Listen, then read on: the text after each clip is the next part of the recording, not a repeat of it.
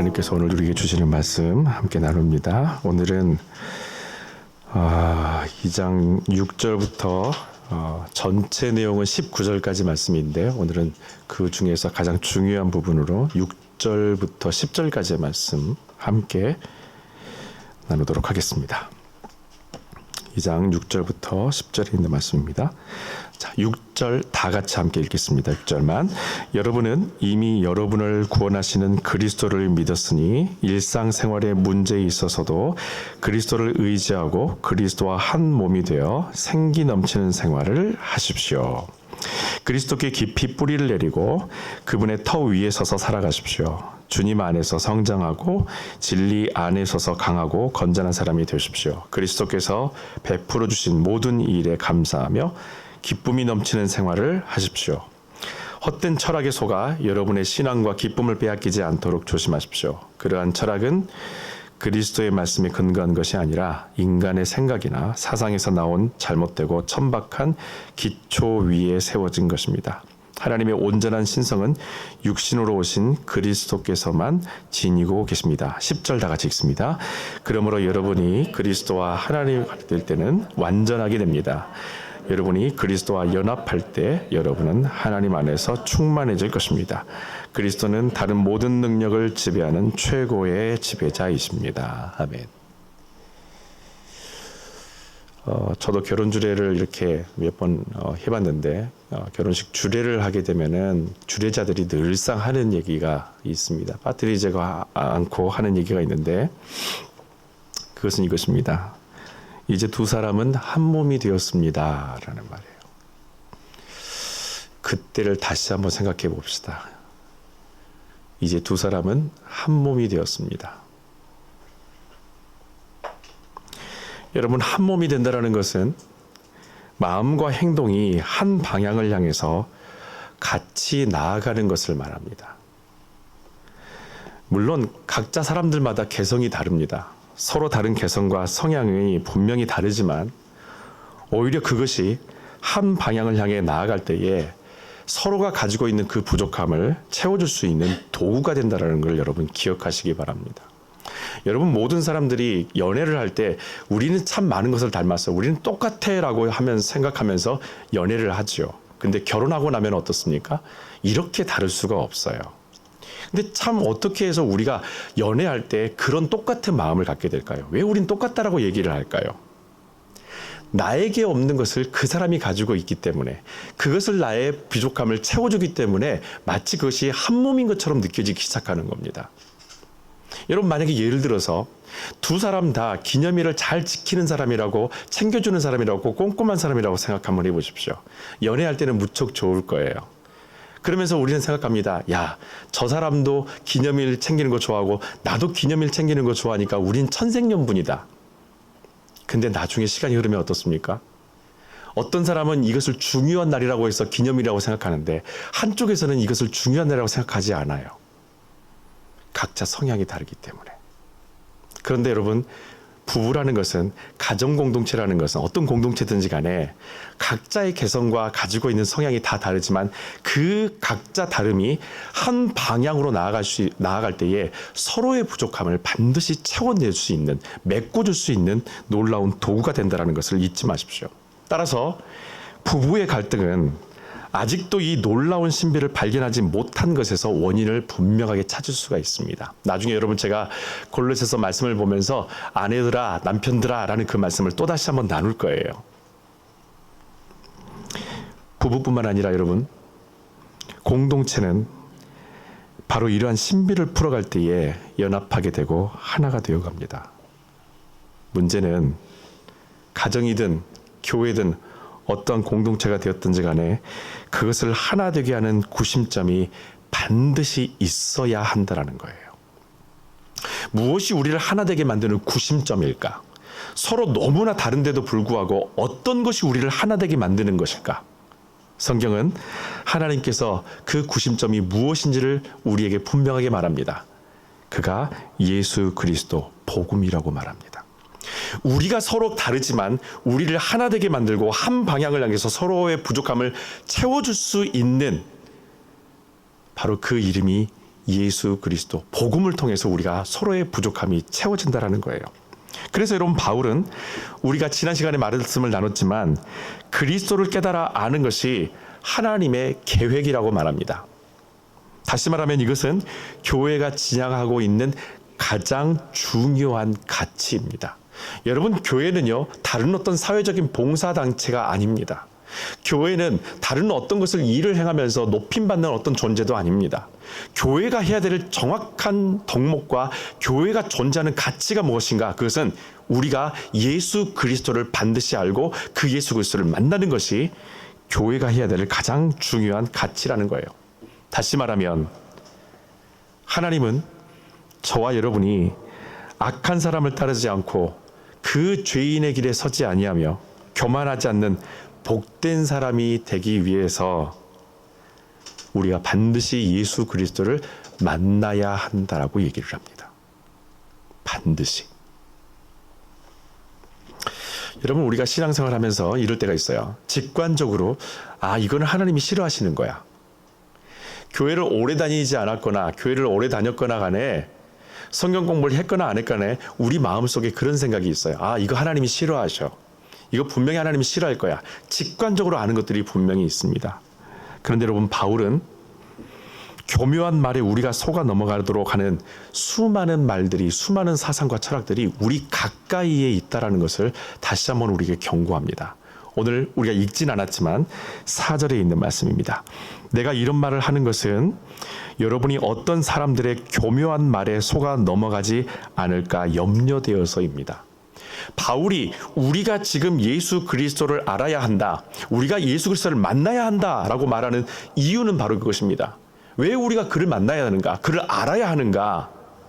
우리를 그리스도에게로부터 멀어지게 만드는 것들이 너무나 많다라는 거예요. 우리가 분별하지 못하고 우리가 구별하지 못하는 수많은 도전과 유혹들이 우리 주변에 너무 가까이 있다라고 말합니다. 여러분 이 경고는 알람이 아닙니다. 여러분 주일 아침에 여러분들 일찍 나오셔야 되기 때문에 알람을 켜시죠. 저도 마찬가지예요. 알람의 특징이 뭡니까? 울리면 꺼버리면 끝나는 거예요. 그리고 나서 또 한 번 울리기를 기다립니다. 5분 뒤에 또다시 5분 뒤에 몸이 피곤하니까. 말씀의 경고는 달라요. 말씀의 경고는 알람이 아닙니다. 말씀의 경고는 반드시 우리에게 그 다음 행동을 요구하고 있다는 거예요. 하나님께서 우리에게 주시는 이 말씀을 통해서 그냥 이 말씀이 있으니까 두려워. 이 말씀이 있으니까 나 깜짝 놀랐어. 여기에서 끝나는 것이 아닙니다. 하나님의 말씀의 경고는 반드시 그 말씀을 통한 우리의 행동과 우리의 결단을 요구하고 있다는 거예요. 여러분 바울은 우리를 구원하신 예수 그리스도를 믿는 것으로 모든 것이 다 끝난 것 아니라고 말을 합니다. 그러면서 그 믿음이 우리의 일상 안으로 반드시 들어와야 된다라고 강조를 해요. 그 믿음이 교회 안에서 두고 그냥 교회에서 잃어버린 성경책처럼 남겨주는 것이 아니라 그 믿음이, 그 말씀이, 그 복음이 오늘 내가 가슴에 담고 내 집으로 갖고 가서 내 집에 그 복음을 뿌리고 그 복음을 내 가정에 뿌리고 그 복음을 내 공동체와 일터에 뿌리는 것이 그것이 진정한 믿음의 사람의 모습이라는 거예요. 만약 우리 삶 속에서 그 복음이 들어오지 못할 때에 바로 그것을 종교라고 얘기합니다. 기독교는 종교가 될 수 없어요. 6절에 있는 말씀입니다. 다 같이 읽겠습니다. 여러분은 이미 여러분을 구원하시는 그리스도를 믿었으니 일상생활에 문제 있어서도 그리스도를 의지하고 그리스도와 한 몸이 되어 생기 넘치는 생활을 하십시오. 아멘. 아멘. 바울이 그렇게 말을 해요. 그리스도와 한 몸이 되어서 여러분 생기 넘치는 무엇을 하라고요? 생활을 하십시오. 2장 6절에 가장 많이 자주 등장하는 단어가 뭡니까? 생활이에요. 생활. 그리스도와 생활. 그리스도와 한 몸이 되게 되면은 반드시 그것은 우리의 생활이 된다라는 겁니다. 여러분 바울이 강조했었던 그리스도와 한 몸이 되는 생활이라는 이 주제 안에는 특별한 무엇인가에 대한 또 다른 도전이 담겨져 있어요. 그것이 뭐냐면 교회에 대해서 세상이 규정 지어놓은 아주 특별한 잘못된 이미지가 우리 이 주제에 담겨져 있고, 또 한 가지는 우리가 교회 스스로가 만들어 놓은 그 무지함을 극복해야 한다는 것을 이 주제 안에 다 포함하고 있다는 겁니다. 왜 우리가 그리스도와 한 몸이 되어야 되는가? 왜 우리가 그리스도와 하나가 되어야 되는가? 그리스도 따로 일하시고 나 따로 살아가는 그런 삶이 아니라 그리스도의 몸을 내가 같이 입어서 내가 그리스도처럼 살아가야 된다는 것이 왜 중요한가는 이 두 가지 도전 앞에서 다시 한번 우리를 생각하게 만들어요. 쉽게 말하면 주님은 우리에게 뭐라고 말씀하십니까? 세상 가운데서 소금과 빛이 되라고 말씀을 하세요. 그런데 만약에 그 말씀이 우리의 생활로 들어오지 못하면, 그리고 그 말씀이 교회에만 붙들고 교회에만 남겨지게 되면 재고로 쌓인 소금과 빛이 되어버립니다. 날짜 지난 음식물이 되는 거예요.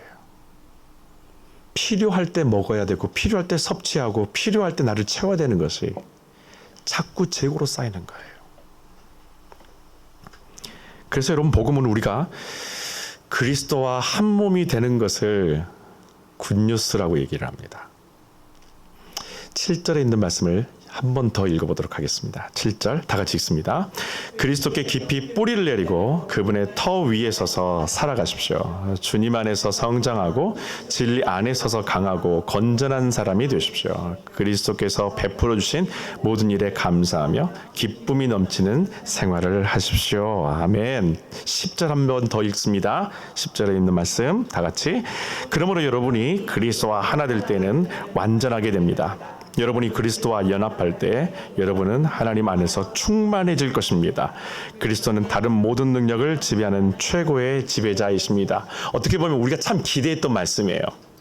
아, 내 삶이 어떻게 하면 충만할 수 있을까? 나는 너무나 빈곤한데, 내 삶이 너무나 드라이한데, 내 삶이 너무나 지금 부족한데 나를 이거 무엇으로 채울 수 있을까? 이 부족함을, 이 연약함을 뭘로 채울 수 있을까? 공허한 이 삶을 뭐로 채울 수 있을까? 성경은 이렇게 말합니다. 그리스도를 통해서 당신이 체험을 받을 수 있습니다. 그리스도와 연합함을 통해서 당신의 그 빈 공간은 반드시 채워질 거라는 것을 바울은 우리에게 강조를 하고 있어요. 이게 굿뉴스예요. 그럼 반대로 배드뉴스는 뭘까요? 바울이 굿뉴스라고 말했던 것들이 앞에 있다면 배드뉴스는 뒤에 다 기록되어 있습니다. 19절 말씀. 그들은 그리스도와 한 몸 되기를 원하지 않습니다. 우리에게 다가온 배드뉴스는 세상이 우리가 그리스도와 한 몸이 되는 것을 적극적으로 회방한다라는 거예요. 어떻게 하면 저 사람이 그리스도와 하나 되지 못하고 그리스도께로부터 멀어지게 만들 수 있을까? 어떻게 하면 저 사람이 세상적으로 우리처럼 똑같이 살아갈 수 있도록 만들까? 끊임없이 도전하고 회방하는 것이 믿는 사람들을 향한 세상의 도전이라는 것입니다. 여러분, 우리 안에 침투한 세상적인 가치관이 몇 가지가 있어요.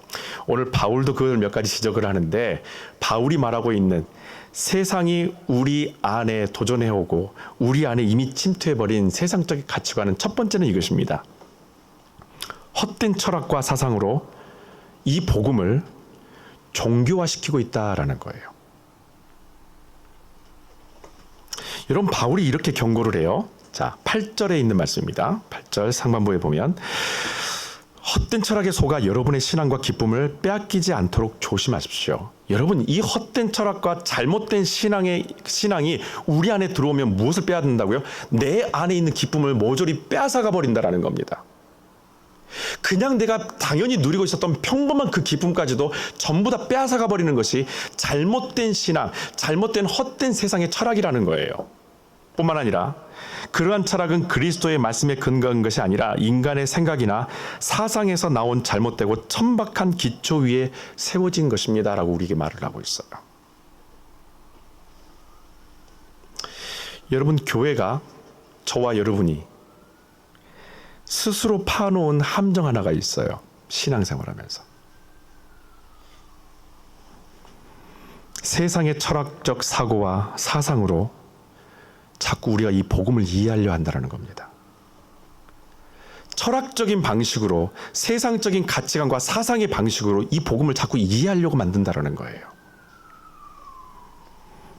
골로새 성도들이 직면한 도전이 바로 이것입니다. 영지주의라는 것에 대한 도전을 받아요. 그런데 여러분, 이 영지주의가 뭔가요? 플라톤과 수많은 어떤 철학자들의 영향 안에서 생겨나 있는 이단 사상이 바로 영지주의예요. 그냥 누군가가 앉아서 갑자기 생각해내는 것이 아니라 수많은 철학들을 다 담아내서 그 안에서 육체는 악하고 영만 선하다라는 그 개념을 가지고 다시 기독교 안에 침투해서 기독교를 복음을 무너뜨렸던 사상이 바로 이 영지주의입니다. 태생이 어딘가요? 철학이었다라는 거예요. 문제는 이런 철학적 사고와 이성이 강해서 내 안에 이 복음이 밀려나고 있다고 의심을 받는 것이 아니라 우리가 세상과 똑같이 복음을 철학적으로 이해하려 했기 때문에 우리가 세상의 도전에 속절없이 무너지고 동요한다라는 거예요. 우리는 환경을 얘기합니다. 그 사람이 말이 너무 현란하기 때문에, 그 철학이 맞는 것 같기 때문에, 그 사람이 하는 말이 그 사상이 맞는 것 같기 때문에 내가 가지고 있는 복음에 대해서 나는 의심하게 되었습니다. 아니요. 정반대예요.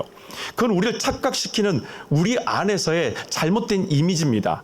진정한 잘못은 무엇일까요? 우리 안에 부족함이 뭘까요? 우리가 왜 흔들리는 걸까요? 우리가 복음을 온전히 이해하지 않고 있기 때문에 어떤 말이든지 내 안에 들어올 때에 그 말에 대해서 우리가 정확하게 대변할 수 있는 실력 자체가 없는 거예요.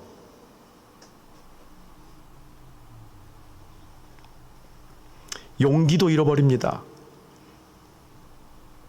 그 말이 맞는 것처럼 수긍해버립니다. 여러분, 우리가 학교 다니면서 교양 과목으로 철학을 공부하죠. 여러분, 신학교를 다녔던 제가 철학을 공부하게 되는데, 보통 보면은 여러분들 일반 학교에서는 철학을 얼마나 배우시나요? 교양 과목으로.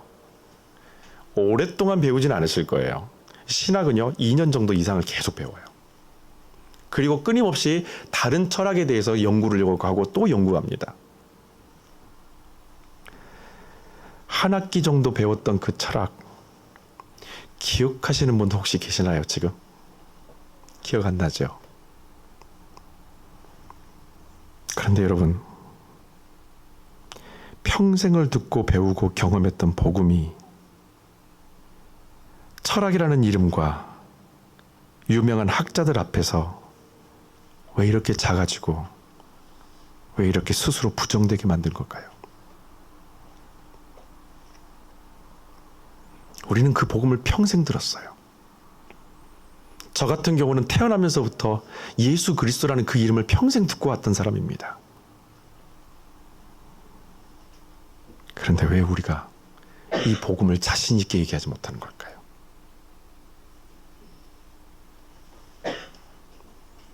복음을 철학처럼 학문적으로 해석해야 한다는 강박을 우리가 갖고 있기 때문에 우리는 이 복음에 대해서 설명하는 것을 주저하고 두려워합니다. 논리적으로 내가 복음을 설명해야 된다라고 그런 강박을 갖고 있기 때문에 그런 수학적이고 과학적인 방식으로 복음을 설명해내고 증명해야 된다는 그런 생각을 갖고 있기 때문에 우리는 세상 앞에서 이 복음을 말하는 것을 무척 두려워하죠. 그런데 여러분, 이것 한 가지만은 꼭 기억하십시오. 철학은 그 안에서 여러 분파와 완전히 다른 관점에서 지금도 논쟁하고 있다는 것을 여러분 기억하셔야 됩니다. 예를 들자면 여러분, 도킨스라는 사람 들어보셨나요? 대표적인 무신론자입니다. 포괄적 무신론자로서 도킨스라는 이름이 제일 먼저 상단에 올라와요.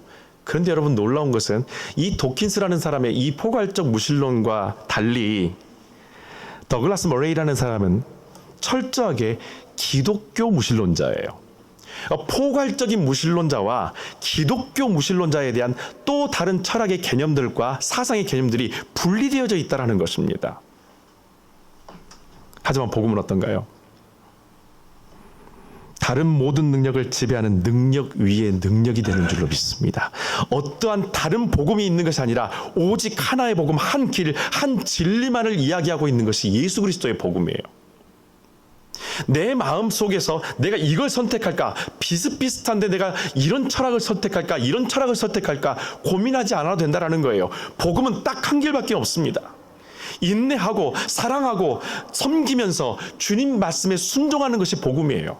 그 복음으로 살아낼 때에 우리는 비로소 하나가 되고 한 몸이 되고 하나님 안에서 연합하는 공동체가 될 수 있다는 겁니다.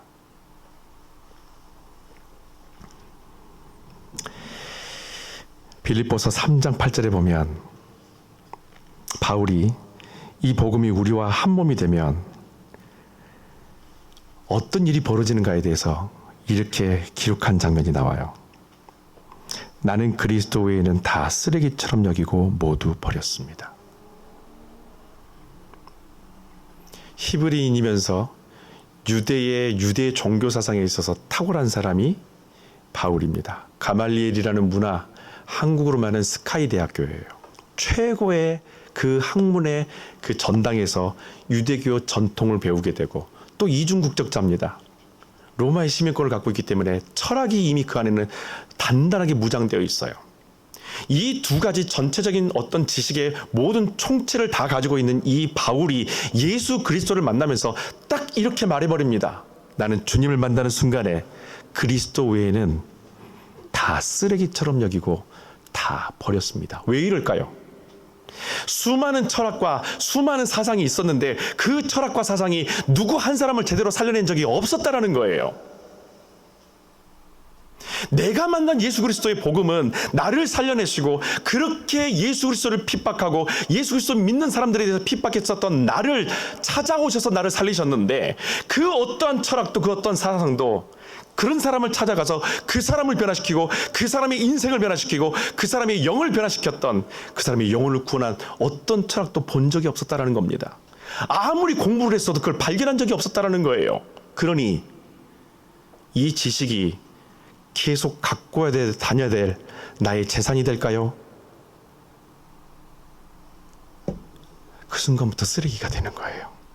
생명 없기 때문에. 최고의 석학이었던 바울이 복음을 만나면서 이렇게 말합니다.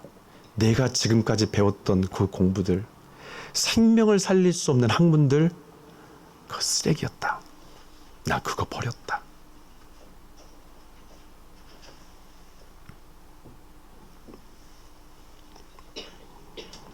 그리스 로마 철학의 실력자였던 바울이 주님과 한 몸처럼 살아가는 동안 복음 때문에 감옥에 갇힌 상황 속에서도 그가 했었던 말이 바로 빌립보서 3장 8절에 있었던 바로 이 말씀입니다. 나는 그리스도 외에는 다른 모든 것들을 다 쓰레기로 여기고 버렸습니다. 결국 여러분 어떻습니까?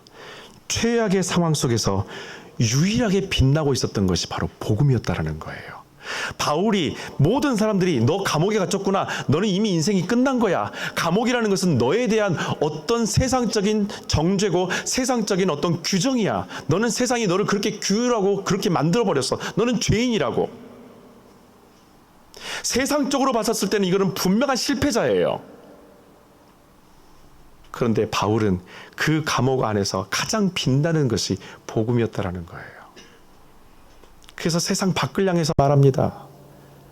그리스도 외에 아무 쓸모 없습니다.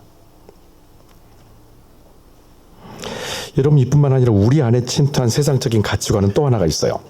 우리의 욕망을 채우는데 신앙을 적극적으로 이용하도록 만듭니다. 우리를 향해서 교회 다니고 있는 우리를 향해서 신앙생활하고 있는 우리를 누군가는 분명히 알아요.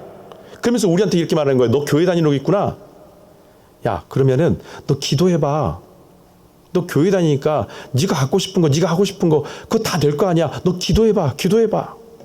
교회를 못 다니게 만드는 것이 아니라 오히려 교회를 열심히 다니게 만들면서도 그 교회를 다니는 신앙생활을 하는 이유와 목적을 이렇게 폄하시켜버리는 거예요.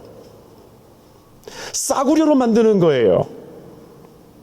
너의 목적을, 너의 욕망을 이루기 위해서 너 열심히 교회 다녀.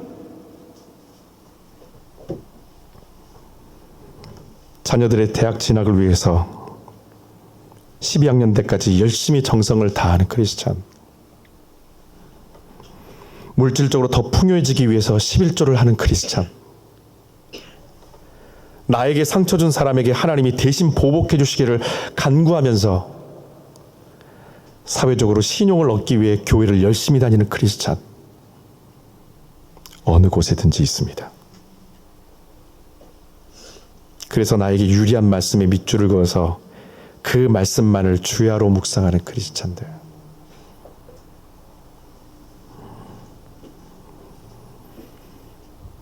이런 현실을 부정하고 싶지는 않지만 성경은 우리에게 더 큰 소망을 불러주세요. 히브리서 4장 11절의 말씀으로 이 문제에 대한 대답을 함께 우리가 보도록 하겠습니다. 다 같이 읽습니다. 하나님의 말씀은 살아있고 능력이 넘칩니다. 날이 선 칼보다 더 날카로워 우리 마음속에 있는 생각이나 욕망까지도 가르고 그 정체를 드러내게 합니다. 아멘. 하나님의 말씀, 그리스도와 우리가 함께 연합함으로 말미암아 말씀이 육신이 되어서 오신 예수 그리스도와 연합하게 되면은 내 안에 있는 그 찌꺼기와 같은 욕망을 다 드러내게 된다 말씀하십니다. 그리고 그 말씀은 드러낼 뿐만 아니라 그 욕망이 가지고 있는 진짜 정체가 무엇인지를 우리에게 똑똑히 얘기하고 있다는 거예요. 내가 그 욕망을 왜 품고 있는가?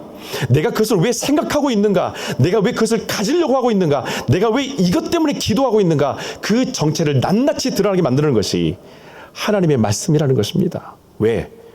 우리 안에 깊숙한 곳을 파고 들어와서 단단하게 막을 씌워놨었던 내 심령까지 그 말씀 파고 들어와서 우리를 가르고 찌르고 드러내게 만드시기 때문에.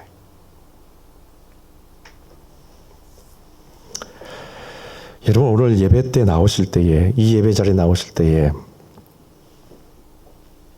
좋은 말씀 들으러 오셨나요? 아니면 여러분들의 문제 해결을 위해서 오신 겁니까?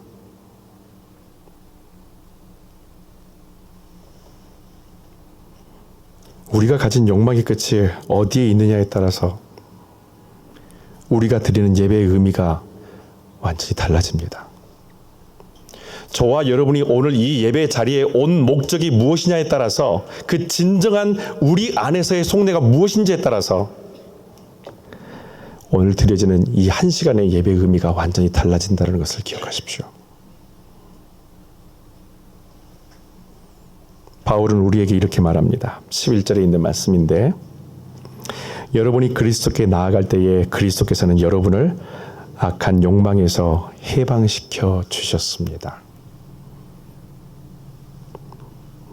오늘 저와 여러분이 이 예배 자리에 나아가는 것은 좋은 말씀 들으려고 하는 것도 아니고 문제 해결을 받기 위함도 아닙니다.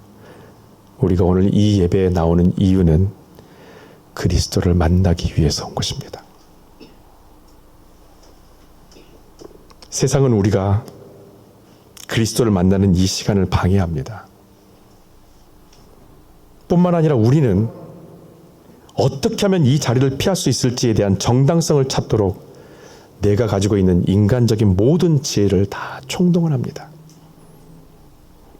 그래서 이런저런 핑계와 이유들을 만들어서 하나님 앞에 나아가야 될 당연한 이 삶을 내가 가지고 있는 그 이유로 정당화해서 그 담당자에게 누군가에게 얘기를 합니다. 나를 이해해 달라고.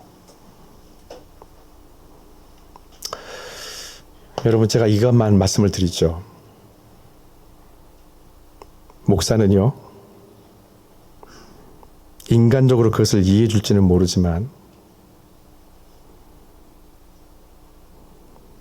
그것이 주님의 마음이라는 것을 절대 보장하지는 않을 겁니다. 제가 여러분들에게 이해해 준다고, 이해한다고 말하는 것이 주님도 똑같이 그렇게 생각한다고는 생각하지 마십시오. 저는 이해할지 모르지만 주님은 다를 수도 있어요.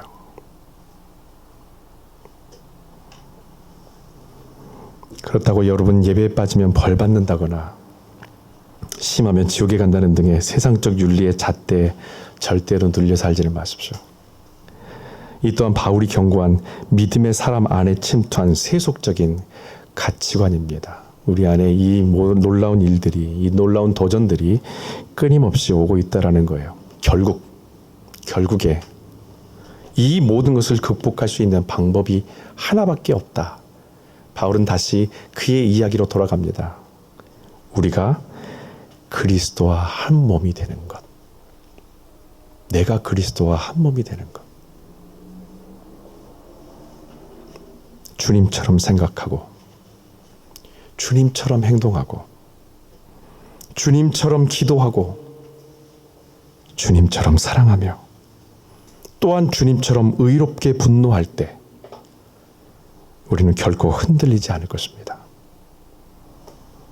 예수님은 우리가 이 복음에 대해서 의심하지 않도록 십자가의 죽으심과 부활하심을 통해 먼저 당신이 우리에게 증명해 보이셨습니다.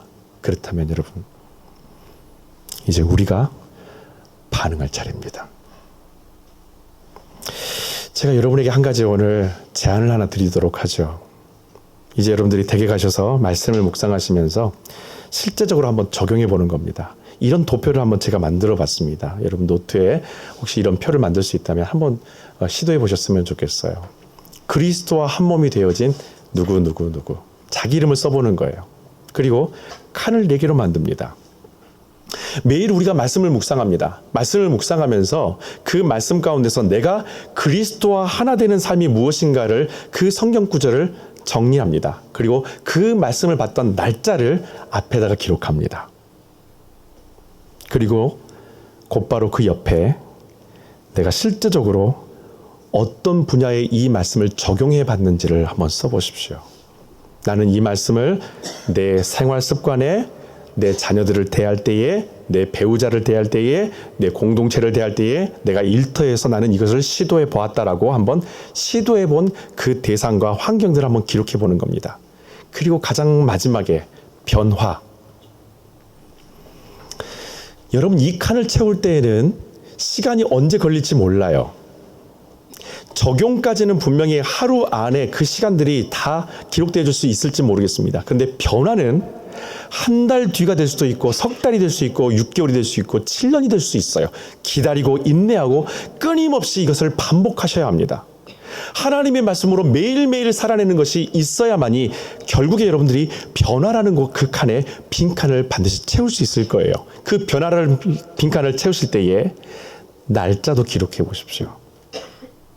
얼마만큼의 시간이 흘렀으며 이것이 내 삶 안에서 온전히 자리 잡는 데까지 얼마만큼의 시간들을 우리가 지금까지 보냈는가.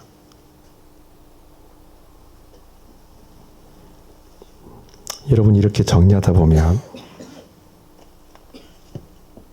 어느 순간에 놀라움과 단가지를 발견하게 될 거예요.